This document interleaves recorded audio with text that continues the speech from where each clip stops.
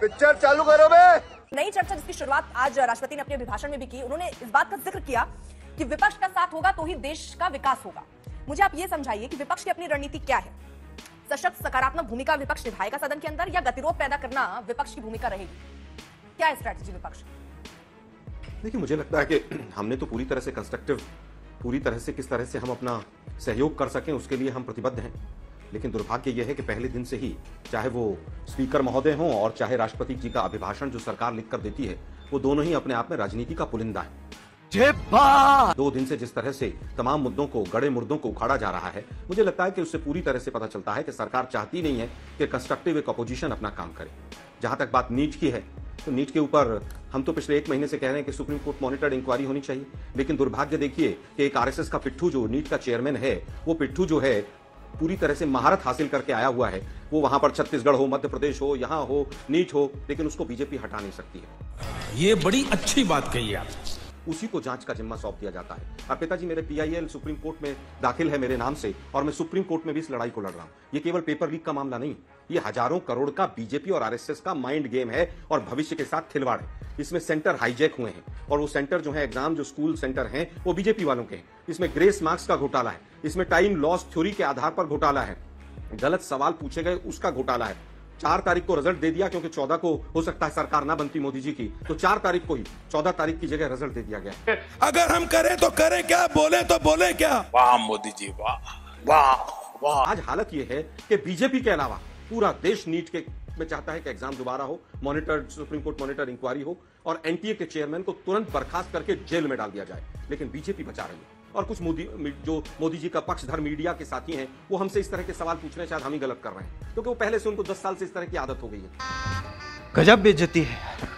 नोटबंदी थी तो नोटबंदी पे के विपक्ष राजनीति कर रहा है। किसानों के ऊपर राजनीति नहीं होनी चाहिए, हाथरस पे राजनीति नहीं होनी चाहिए, कोरोना पे राजनीति नहीं होनी चाहिए, चीन पे राजनीति नहीं होनी चाहिए, नीट पे राजनीति नहीं होनी चाहिए, अग्निवीर पे राजनीति नहीं होनी चाहिए। तो राजनीति किस चीज पे होनी चाहिए, मीडिया ही बता दे हमें। मीडिया के कुछ साथी आज भी हमसे ये सवाल पूछ रहे हैं कि आप लोग राजनीति क्यों कर रहे हैं? तो मतलब हमारे पड़ोस में एक भैंस के कटड़ा हुआ है, उसके ऊपर राजनीति करेंगे? मुझे लगता है कि इतना गंभीर विषय है ये, तुरंत एक्शन होना चाहिए था। लेकिन इसको भी आज राष्ट्रपति महोदय के अभिभाषण में जिस शब्दावली के साथ इस्तेमाल किया गया कि बाकी राज्यों में भी होते हैं, बहुत सारे पेपर लीक होते हैं, इस पर पर्दा डालने का काम किया। तमाम टीवी शोज, तमाम टीवी डिबेट्स आप उठाकर देखिए, बीजेपी के प्रवक्ता नीट के चेयरमैन को बचाते पाएंगे, क्योंकि उसने पिछले 20 सालों से जहां भी वो रहा है, आरएसएस और बीजेपी के लोगों के बच्चों को गलत तरीके से भर्ती किया है उसने। यही कारण है कि आज हालत यह है कि इतना क्रूअल लाठीचार्ज हुआ है यूथ कांग्रेस के ऊपर। हम कड़े शब्दों में निंदा करते हैं। एनएसयूआई के छात्रों के ऊपर केस दर्ज करेंगे आप, यूथ कांग्रेस के ऊपर लाठीचार्ज करेंगे, और प्रदीप कुमार जोशी खुले घूमेंगे, वही जांच भी करेंगे। यही दुर्भाग्य है, यही नया भारत है, और इसी के कारण बाहर हो रहा है। वो एक दबाव बनाने की रणनीति होती है, अंदर बड़े-बड़े स्पॉट दिखाए जा रहे हैं। मैं आपसे, संसद चले उसके लिए आपकी अपनी कोई प्लानिंग होगी? क्योंकि अगर वहां ऐसे ही शेम के नारे या अगर विरोध होता रहेगा तो संसद चलेगी कैसे? आप जैसे आपने अभी बहुत बिंदुवार तरीके से बोला, जिसपे मैं अजय जी से जवाब लेना चाहूंगी कि आखिरकार अभी तक ये कार्रवाई क्यों नहीं हुई? लेकिन सदन में भी अगर क्या केवल नारेबाजी प्रदर्शन होगा तो सदन चलेगा कैसे? फिर कुछ आगे कैसे हो पाएगा? सर, मैं ये समझना चाह रही हूँ। मगर क्यों? अभी पता चलेगा। मैं छोटा सा उत्तर दे देता हूं अर्पिता जी इसका। अर्पिता जी, सदन चलाना, चाहे वो अरुण जेटली जी की स्टेटमेंट हो, चाहे सुषमा स्वराज जी की हो, सरकार का काम है। सरकार के पास बहुमत है, किस तरह से विपक्ष को साथ लेकर चलेगी। हाँ, विपक्ष की गलती है कि नीट जैसे मुद्दों पर शेम नहीं करना चाहिए, बड़े बड़े माला लेकर जानी चाहिए, और बड़ी बड़ी माला जो है एजुकेशन मिनिस्टर को पहना देनी चाहिए। ये विपक्ष की गलती है, ये मैं मानता हूं। तू समझा? हाँ। नहीं, तू समझा नहीं। ठीक है सर, मैं अब जरा अजय आलोक जी से इस पर जवाब ले लेती हूँ। एनटीए पर एक्शन क्यों नहीं? बहुत सारी चीजों पर वो जो सवाल उठा रहे हैं कि अपनी तरीके से आप लोग की जांच हो रहा है, सीबीआई बैठा दिया, उससे जांच हो रही है, एनटीए पर अभी तक एक्शन क्यों नहीं? अजय जी। देखिए अर्पिता जी, सबसे पहली बात कि आलोक जी की पूरी बात राजनीतिक विद्वेष और एक दुश्मनी की बू से बिल्कुल प्रेरित है कि ये किस ढंग से जाना चाहते हैं। और ये दुश्मनी अब इस लेवल तक पहुंच गई है कि 24 लाख बच्चे जिन्हें हम देश का बच्चे मानते हैं, उसमें भी ये बीजेपी और आरएसएस के बच्चे खोज रहे हैं कि 20 साल से वो व्यक्ति जहां भी रहा उसने बीजेपी और आरएसएस के बच्चों को आगे बढ़ाया। ये घृणित सोच नहीं है तो और क्या है? कोई एंट्रेंस देता है तो वहां पर सर्टिफिकेट लगाता है क्या कि मैं आरएसएस का बच्चा हूं, मैं बीजेपी का बच्चा हूं? मतलब इसी ढंग से आपने 60 साल चलाया देश को क्या कि कांग्रेस के बच्चे और सेक्युलर के बच्चे हैं, इनका सर्टिफिकेट अलग से लगा दो? कौन सी भाषा इस्तेमाल कर रहे हैं भाई? क्या बोल रहे हैं आप? हाँ बेटा, लगता है तुम गू खा के ही मानोगे। प्रदर्शन करना इस देश में लोकतांत्रिक अधिकार सभी का है, हर राजनीतिक दल का है, हर संगठन का है, छात्रों का भी। लेकिन प्रदर्शन और अराजकता में अंतर है। प्रदर्शन करते हुए आप किसी के घर में नहीं घुसते हैं, आप किसी के दफ्तर में नहीं घुसते हैं। यह अराजकता है जो आज एनएसयूआई के कार्यकर्ताओं ने की है। आप कहते हैं कि दिल्ली पुलिस के लाठीचार्ज की हम घोर निंदा करते हैं। यही अराजकता आप संसद में करना चाहते हैं। बार बार बोलते हैं कि सांसदों का सस्पेंशन हुआ, अराजकता कर रहे थे इसलिए सस्पेंशन हुआ था। जब पहले से तय था कि संसद में प्ले कार्ड बोर्ड लेके नहीं जाएंगे, तो प्ले कार्ड बोर्ड तो छोड़िए, टेबल पर चढ़ के सांसद ऐसे कर रहा है, और उसके बाद अगर स्पीकर एक्शन लेता है तो आपने सस्पेंड कर दिया था। अरे कौन भौंक रहा है ये बदतमीज? के मामले की गंभीरता को देखते हुए उसके महानिदेशक, उसके एमडी को हमने तुरंत बताया जैसे ही कंफर्म हुआ गड़बड़ी है। मंत्री ने खुद मांगा कि गड़बड़ी हुई है, गड़बड़ी को हम ठीक करेंगे। आप हमने इस मामले की गंभीरता को इतना समझा कि आज राष्ट्रपति के अभिभाषण में इसका उल्लेख हुआ। लोक परीक्षा नीति बना के हम लाए, 1 करोड़ का प्रावधान, 8 से 10 साल के सश्रम कारावास के प्रावधान हम लाए, और कैसे कैसे इसको टाइट करना है वो हम देख रहे हैं। सुप्रीम कोर्ट की मॉनिटरिंग में आप इंक्वायरी बोल रहे हैं, पूरा का पूरा मामला सुप्रीम कोर्ट में है। रोज दिन हम बता रहे हैं, रोज दिन सुप्रीम कोर्ट पिटीशन देख रहा है। 8 जुलाई की तारीख लगी हुई है। सुप्रीम कोर्ट ये तक कह चुका है कि 6 से काउंसलिंग शुरू हो जाएगी, कोई फर्क नहीं पड़ता है। अगर 8 को पेपर कैंसिल हुआ तो काउंसलिंग भी रद्द हो जाएगी। आप करना क्या चाहते हैं? आपके पास क्या सोल्यूशन है, जरा बताइए तो मुझे। अगर आज कांग्रेस पार्टी रहती तो क्या सोल्यूशन करते? तेरा तो गेम बचाना पड़ेगा। हम तो ये भी कह रहे हैं कि 23-24 लाख बच्चों का भविष्य है, बिल्कुल है। सीट 1,08,000 थी। 1,08,000 में अगर आप मान लीजिए धांधली से अगर 1000-2000 बच्चे धांधली भी है, मान लिया, उन 1,06,000 बच्चों का क्या जो अपने मेरिट से आए हैं उसके बारे में सोचिएगा कि नहीं सोचिएगा? क्योंकि बहुत सारे प्रदर्शन ये भी हो रहा है कि मेरा सवाल था, कार्यालय में एनटीए पर एक्शन क्यों नहीं? एनटीए क्यों लाए थे आप? कर रहे हैं और आप हंगामा करने में बिलीव कर रहे हैं। एनटीए इसीलिए लाया गया था ना सर, क्योंकि पहले यही जिस तरह से धांधली चल रही थी पेपर लीक को रोकने के लिए एनटीए लाया गया। अब एनटीए की तरफ से ही धांधलियां होने लग गई, और आप बार-बार जो 24 लाख का जिक्र कर रहे हैं, मैं थोड़ा एक आपको और जना दूं सर, जितना आंकड़ा आप दिखा रहे हैं उससे भी ज्यादा आंकड़ा है। पिछले 7 सालों में 15 राज्यों में 70 से अधिक परीक्षाएं सर पेपर लीक हुए हैं। 1.5 करोड़ से ज्यादा अभ्यर्थी इससे प्रभावित हुए हैं। केवल बात 24 लाख की नहीं है सर, और ये सिलसिला अभी से नहीं, मैं 7 सालों का आपको आंकड़ा दे रही हूँ आज की बात। और सर अगर आपने स्टिंग ऑपरेशन आज तक का देखा हो, सुनिए तो सर, आज तक का अगर स्टिंग ऑपरेशन देखा हो तो जो माफिया है ना सर, वो कहते हैं ठीक है ज्यादा से ज्यादा जेल जाएंगे, फिर छूट जाएंगे, लेकिन ये हम करेंगे पेपर लीक। कैसे रुकेगा सर?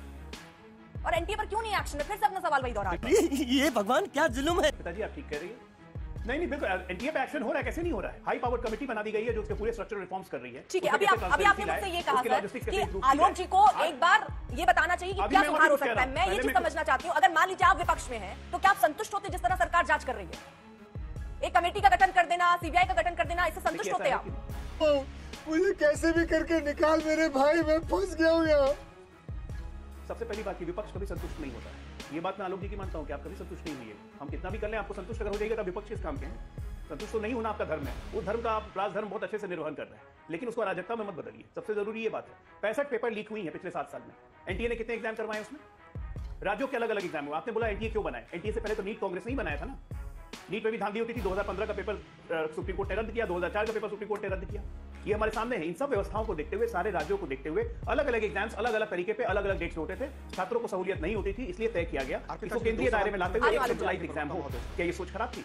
उस सोच पे नीट बना, एनटीए बना, उस सोच पे एनटीए बना। अब एनटीए में गड़बड़ी आ रही है जिसको हम भी मान रहे हैं, धर्मेंद्र प्रधान भी मान रहे हैं, और उस गड़बड़ियों को हम ठीक कर रहे हैं। भाई जिम्मेदारी हमारी है, हम अपनी जिम्मेदारी से कहां भाग रहे हैं? एनटीए में गड़बड़ी हुई तो कहीं ना कहीं से ये पहली बार नहीं हुआ है ना कि केवल एक नया मामला सामने आया हो। जब से एनटीए का गठन हुआ तब से धांधली और तब से बहुत सारी बातें आ रही हैं सर। आप इतने सालों में नहीं कर पाए, सवाल इसीलिए ना सर। आज ये मुद्दा है। समय समय पे अर्पिता जी हम लोग इस पे पहले भी डिबेट कर चुके हैं। मैं आपको बता भी चुका हूं कि इसी एनटीए ने कोरोना काल में भी परीक्षा करवाई है, 2020 में भी करवाई है, धांधली भी आई है, उस पे प्यूरिटिव एक्शंस भी हुए हैं। लेकिन अब जरूरत है बड़े बदलाव की पूरी स्ट्रक्चरल चेंज की, जिसपे सरकार ने एक हाई पावर्ड मॉनिटर कमेटी बना के उसको दिया है। इस पर आप जल्दी से लगातार कीजिए, क्योंकि उसको हमको सुप्रीम कोर्ट में ही बताना है। ये एक्सेप्टेबल नहीं है। अर्पिता जी, सुप्रीम कोर्ट में मामला होना और सुप्रीम कोर्ट मॉनिटर्ड होना इंक्वायरी, इन दोनों चीजों में जमीन और आसमान का फर्क है। जो दुनिया को बेवकूफ मत बनाइए आप। सही पकड़े हैं। सुप्रीम कोर्ट में तो मैंने कहा मैंने पीआईएल डाली है, पीआईएल एक्सेप्ट हुई है, डेट मिली है और तमाम सबूत हमने रखे हैं, लेकिन उसका मतलब नहीं है कि सुप्रीम कोर्ट मॉनिटर्ड इंक्वायरी हो रही है। लेकिन इनको ये पता है कि 1,08,000 में से केवल 1-2 हजार ही घपले हुए हैं। ये बीजेपी का प्रवक्ता आज तक पे बोल रहा है, मतलब निर्लज्जता की हद हो गई है। यही नहीं, अभी और सुनिए। बीजेपी एनटीए चेयरमैन से डरती है, प्रदीप कुमार जोशी से डरती है। ये कांपते हैं थर-थर। आरएसएस और बीजेपी के तमाम बड़े-बड़े लीडर्स, क्योंकि इन्होंने सब उल्टे-पुल्टे काम इन्होंने करवाए हैं। वो ब्लैकमेल कर रहा है इनको। ठीक है सर, एक एक करके सर अजय जी जब आप बोलेंगे फिर वो टोकेंगे, फिर चर्चा कैसे हो जाएगी? मत कीजिए ना अजय जी, प्लीज अपनी बारी में। प्लीज अर्पिता जी को शांत कीजिए। आलोक जी। अर्पिता जी, पेपर विरुद्ध के खिलाफ एक कानून आया, जनवरी में पार्लियामेंट में पास हुआ, लागू नहीं हुआ वो 6 महीने तक। सरकार इतनी निर्लज्ज है कि जब ये पेपर लीक हो गया तब सड़कों पर बच्चे उतर गए, तब उसको लागू किया गया। धर्मेंद्र प्रधान झूठे मंत्री हैं। ये बड़ी अच्छी बात कही आप। पहले उन्होंने कहा कोई आलोक जी जरा, क्योंकि आप इतने पॉइंट वाइज चीजें बता रहे हैं 7 बजे। आलोक जी इतने पॉइंट वाइज आप चीजें बता रहे हैं, मैं एक चीज समझना चाह रही हूँ। आप इसमें आप बताइए, एक नजर होगी गवर्नमेंट को भी समझ में आएगा कि उनको आखिरकार करना क्या चाहिए। मुझे आप बताइए, पिछले 5 साल में राजस्थान में 7 ऐसे मामले आए पेपर लीक के, आपकी गवर्नमेंट ने क्या किया सर वहां पर, और वही बताइए ताकि ये भी सीखें और ये भी वो करें सर। रुक, तेरे को बताते तेरी माँ की। मैं दोनों चीजें बताता हूँ। राजस्थान में आज भी दर्जनों लोग जेल की सलाखों के पीछे हैं। आप बताइए नीट में कितने लोग पेपर लीक के मामले में जेल के सलाखों के पीछे हैं। नवंबर से इनकी सरकार है राजस्थान में, एक आदमी को अरेस्ट किया हो इन्होंने तो बता दीजिए। जितने अरेस्ट किए वो भी हमने किए, बुलडोजर भी चलाया हमने, सख्त से सख्त कानून भी बनाया, और उस कानून के बनने के बाद राजस्थान में एक भी पेपर लीक नहीं हुआ था पिछले 1.5 साल में। हम ये नहीं कह रहे कि राजस्थान में नहीं हुआ था, लेकिन गुजरात में 22 पेपर लीक हुए और एक भी आदमी अरेस्ट नहीं हुआ। ये फर्क है दोनों राज्यों में। अरे बाप रे, ये तो धोती खोल रहा है। अभी झूठ बोलकर चले गए अजय आलोक जी कि हाई पावर्ड कमेटी बना दी गई है। आज तक पे बैठ के झूठ बोल रहे हैं सरासर। बताइए कौन सी कमेटी बनाई है, बताइए कौन चेयरमैन है उसका, बताइए कौन कौन मेंबर है उसके। मैं यही रुकता हूं, पहले कमेटी बताइए कौन कौन सी बनी है वो बताएंगे जरा। आपको यह पता है केवल 1000-2000 में घपला हुआ? क्या आप लोग क्या बोल रहे हैं? क्योंकि आप लोग प्रदीप कुमार जोशी से डरते हैं, पूरी सरकार डरी हुई है। वो छत्तीसगढ़ में, मध्य प्रदेश में सब जगह चेयरमैन रहा है और सब जगह आपके उसने काले काम किए हैं। नीट में भी सारे के सारे बीजेपी के लोगों के बच्चों के एडमिशन उठाए गए।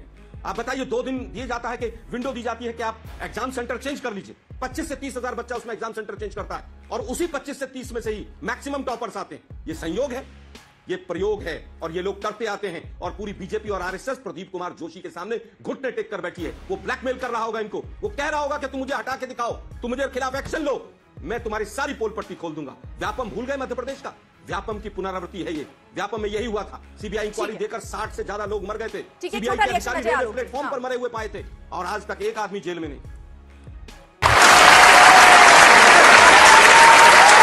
मुझे लगता है कि इतने बड़े मुद्दे पर एनटीए को बचाना ये बताता है। सुनिए आलोक जी, सुनिए ना। अरे आलोक जी सुनिए ना, राजनीतिक ब्राउनी पॉइंट मत स्कोर कीजिए। सुनिए कौन कौन मेंबर है उसके नाम बताइए। अरे राजनीतिक ब्राउनी पॉइंट मत स्कोर कीजिए। सुनिए, एक मिनट, आपको कुछ भी बताने का फायदा नहीं है। ठीक है आलोक जी, बोल रहे हैं। ठीक है आलोक जी, जवाब ले ले।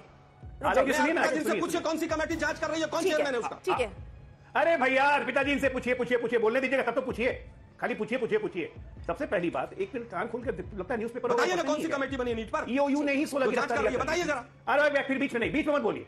मैं आपको जवाब देने के लिए बात नहीं हूं, मैं जनता को बताने के लिए बात हूं। और उस दिन न्यूज़पेपर में छपता है, मेरी गलती नहीं है कि कांग्रेस का प्रवक्ता न्यूज़पेपर नहीं पढ़ता है, टीवी नहीं देखता है। ठीक है आलोक जी, ऐसे मत, अभी आप बोलेंगे तो बोलने का चल नहीं पाएगा। ठीक है, वो बताएंगे अब। सर वो पूछिए कौन सी कमेटी बना दी, बता दीजिए। 19 बताइए कौन सी कमेटी बनी। ठीक है सर, अजय जी ठंडा पानी पीजिए। अजय जी को बोलने दीजिए, आलोक जी रुक जाइए। अरे चुप रहिए ना, आप तब बताएंगे। ठीक है अजय जी, खाली आपके चिल्लाने से बताऊंगा। अबे साले, जब सीबीआई की गिरफ्तारी, सिर्फ सीबीआई ने भी 2 लोग को गिरफ्तार किया। पटना में और हजारीबाग में टीम है, सीबीआई वहां से गिरफ्तारी करी है। टोटल 19 लोग जेल में। झूठ कहां से बोल रहा हूं? झूठ कहां से बोल रहा हूं? और मैं बताता हूं, और मैं आपको बताता हूं, और सुनिए, अरे और सुनिए भैया, सुनिए। कमेटी जांच कर रही है जिन अभ्यर्थियों को, एक मिनट का चेयरमैन तेजस्वी को पुलिस पूछताछ करेगी। आप जवाब दीजिएगा। एक लोग को, एक मिनट यार, बीच में चिल्लाते नहीं। जवाब नहीं हो पाएगा ना आलोक जी, फिर आप कहेंगे देखिए हमारे जवाब नहीं दे पाए। बीजेपी और अजय जी प्लीज, वो कमेटी को लेकर सवाल पूछ रहे हैं, वो ये पूछ रहे हैं क्या सही दिशा में जा रही है जांच? विपक्ष का वो कर्तव्य कर रहे हैं वो, सर जवाब दीजिए आप। कमेटी को बिल्कुल टाइम बाउंड मैनर में पहली रिपोर्ट 2 सप्ताह के अंदर सबमिट करनी है। वो रिपोर्ट सुप्रीम कोर्ट पे भी जाएगी। सुप्रीम कोर्ट की टिप्पणी तक इनको नहीं पता है। सुप्रीम कोर्ट ने एनटीए को सीधा इंस्ट्रक्शन दिया है कि ये सब पॉइंट्स हैं, सारे जवाब लेके आइएगा। हाई पावर कमेटी जो आपने बनाई है, उसके क्या क्या रिकमेंडेशन है वो भी लेके आइएगा। अरे भाई कमेटी कौन सी है, वो जांच कर रही है। कहते एक भी गिरफ्तारी चेयरमैन कौन है? रोज दिन आज तक दिखा रहा है, अब तक 19 गिरफ्तारी हो चुकी है। हम आज तक तो देख लें, आज तक आदमी से चेहरा चमकाने के लिए क्या? अरे एक मिनट, अब चुप रहिए, बात सुनिए, बीच में बोलिए। जितना एक्शन टेकन हुआ है, एक चीज को उनको सुप्रीम कोर्ट ने 8 तारीख को बताना। एनटीए क्या कर रही है, एनटीए में कितने स्ट्रक्चर चेंजेस हुए वो भी कमेटी बताएगी। क्या क्या रिकमेंडेशन है वो भी कमेटी देगी। ये फंस गया सीएम, इसे पार्टी की मीटिंग समझ के फंस गया। आपको अराजकता के अलावा कोई काम है? एनटीए के ऑफिस में घुस गया, उसके ऑफिस में ताला मार दिया, फर्नीचर तोड़ दिया, ऐसे कोई सोल्यूशन निकलता है? मतलब सत्ता से बाहर नहीं हुए, मछली की तरह तोड़ा पड़े, कभी उछल ऐसे चलता है। ये विपक्ष का रवैया होता है। शर्म नहीं आती अपने रवैये पे? नहीं। अरे थोड़ा बताइए ना, कमेटी कौन सी बनी? हाई पावर कुछ बोलने लगते हैं। उस कमेटी का चेयरमैन कौन है, उसका नाम बताइए तो। कमेटी ठीक है, कमेटी जरूर बनाई गई है। इसरो के चीफ आलोक शर्मा जी, क्या चर्चा होगी? देखिए बिल्कुल होगी चर्चा, और होनी चाहिए। हम तो ये पूछ रहे हैं कि एक आप तेजस्वी यादव के उसके ऊपर प्रश्न चिन्ह उठा रहे हैं, अभी तक एफआईआर में नाम क्यों नहीं है उसका? वो अभी तक जेल में क्यों नहीं गया? अगर उसकी भूमिका है तो उसका जवाब किसी के पास नहीं है, केवल और केवल मीडिया ट्रायल है। सही पकड़े हैं। एसएससी हो, सीबीएसई हो, यूपीएससी हो, एनटीए हो, वाइस चांसलर्स हो, या कोई और एग्जामिनिंग बॉडी हो, चाहे कोई एआईसीटी हो, एनसीटी हो, कोई बॉडी हो, सबके 3-4 जगह से जुड़े हुए हैं। या तो वहां पर बीजेपी के अकर्मण्य व्यक्ति बैठाए गए हैं, या आरएसएस से जुड़ा हुआ व्यक्ति बैठा है, या एबीवीपी बैकग्राउंड का आदमी है, या उसके तार गुजरात से जुड़ेंगे। इसके अलावा आपको धांधली में कोई व्यक्ति में नहीं मिलेगा। मैं अभी एक खबर पढ़ रहा था, सरकारी भर्तियों में हो रहे घोटाले में हिंदू संगठन के अध्यक्ष सुरेश चंद्र आर्य की अहम भूमिका। ये कौन है सुरेश चंद्र आर्य? इसका किस किस के साथ फोटो है? इसके ऊपर क्यों इतनी मेहरबानी है कि अभी तक ये फ्री है? मैं फिर कहूंगा, एनटीए में अगर स्पष्ट जांच करनी है तो प्रदीप कुमार जोशी को सबसे पहले अरेस्ट कीजिए। उसको अरेस्ट नहीं करेंगे, उसको बचाएंगे। संसद की चर्चा होगी, कमेटी बनेगी, सीबीआई करेगी, लेकिन उसको अरेस्ट नहीं करेंगे। क्यों? क्योंकि वो बीजेपी का और आरएसएस का आदमी है। असली घोटालेबाज वहीं से निकलेंगे। अगर उसको अरेस्ट नहीं करेंगे, जांच कोई किसी नतीजे तक नहीं पहुंचेगी। अरे बेटे, तुझे थकान नहीं लग रही क्या? 23 दिनों में गिरफ्तारी नहीं हो पाई है। यहाँ पर जिस तरह वो बोल रहे हैं कि पीए का नाम अगर तेजस्वी यादव लगते हैं क्योंकि पीए इन सब में इन्वॉल्व है, तो अभी तक एफआईआर में उनका नाम क्यों नहीं है? यानी कार्रवाई तो कुछ हो ही नहीं रही ना इस दिशा में। देखिए अक्षय जी, सबसे पहले बात बताता हूँ आपको कि ईओयू जांच पूरी कर रही थी। ईओयू ने समन भी भेजा था तेजस्वी यादव के पीएस को, और वो अब ईओयू से वो केस सीबीआई में चला गया है। सीबीआई अब समन करेगी और पूछताछ करेगी। पहली बात नंबर 1, पीएस इंपॉर्टेंट क्यों हो जाता है? मैं तेजस्वी यादव को ब्लेम नहीं कर रहा हूं। अरे कमेटी कौन सी बनी हो तो बता दो भाई। क्योंकि आप सचिव का मतलब होता है डायरेक्टली मंत्री या लीडर ऑफ अपोजिशन। और ये उदाहरण के स्वरूप में कल्पनाथ राय का मैं एग्जांपल देता हूं। उनके पीएस एसबी राय ने दाऊद इब्राहिम के गुर्गों के लिए एनटीपीसी के गेस्ट हाउस में मुंबई में रूम बुक किए थे, और कल्पनाथ राय को भी टाडा के आरोपों का सामना करना पड़ा था, क्योंकि उस वक्त कोर्ट ने साफ कहा था कि आप सचिव का मतलब होता है मंत्री का ऑर्डर। इसीलिए तेजस्वी यादव का नाम आ रहा है, हम नहीं ला रहे नाम। ये क्या बात करता है यार? पिताजी धन्यवाद आलोक जी, आपने माना कि बीजेपी और आरएसएस कल्पनाथ राय जो कांग्रेस के मंत्री थे वो टाडा में बंद हुए थे, क्योंकि उनके आप सचिव ने एनटीएसपीसी में टेररिस्टों के लिए कमरा बुक किया था दाऊद इब्राहिम के, और कोर्ट ने कहा था कि आप सचिव का आदेश मतलब संजीव मुखिया क्यों नहीं गिरफ्तार हो पाया अभी तक सर? 23 दिन हो गए। सुपर एक्टिव है आपकी सरकार सर, आपकी बात मान ली मैंने। संजीव मुखिया क्यों नहीं गिरफ्तार हो पाया? संजीव मुखिया सीबीआई, संजीव मुखिया फरार है। उनके हिसाब से संजीव मुखिया फरार है। ये गड़बड़ है बाबा। उसके घर पे सीबीआई की टीम भी जा चुकी है, ईओयू की टीम भी जा चुकी है। सर ऐसा होगा, गुनहगार गुनाह करके घर में ही बैठा रहेगा? पूरी कानून व्यवस्था, पूरी तंत्र इसलिए किस लिए तैयार की जाती है? नहीं, अगर आप नहीं कर पाए 23 दिन अभी तक गिरफ्तार, तो किसकी खामी है सर? खबरें ये भी आ रही है कि वो नेपाल भाग गया है। खबरें ये भी आ रही है कि वो नेपाल भाग गया है। भारत सरकार इस पे भी देख रही है। अब सीबीआई चूंकि सेंट्रल एजेंसी है, वो नेपाल सरकार से संपर्क कर रही है। सीबीआई कैसे इन्वेस्टिगेट गुनाह करके गुनहगार भाग जाता है, किसकी जिम्मेदारी है सर? हमको सब पता है। गुनाह करके गुनहगार भाग जाता है, किसकी जिम्मेदारी है फिर सर? जिम्मेदारी तो सरकार की होती है, लेकिन हम पकड़ेंगे ना। गजब है। एक मिनट, जितने पकड़े हमने पकड़े, कोई विपक्ष ने पकड़े हैं क्या? जो सरकार होती है वही पकड़ती है ना। ठीक है, आप तो नहीं पकड़िएगा। ठीक है सर, यानी अब आप मतलब चोरी कीजिए, भाग जाइए, उसके बाद सरकार का रोल आता है कि चलिए अब हम पकड़ के लाएंगे, उसमें हम सीना भी चौड़ा करेंगे। फटीक है या बड़वे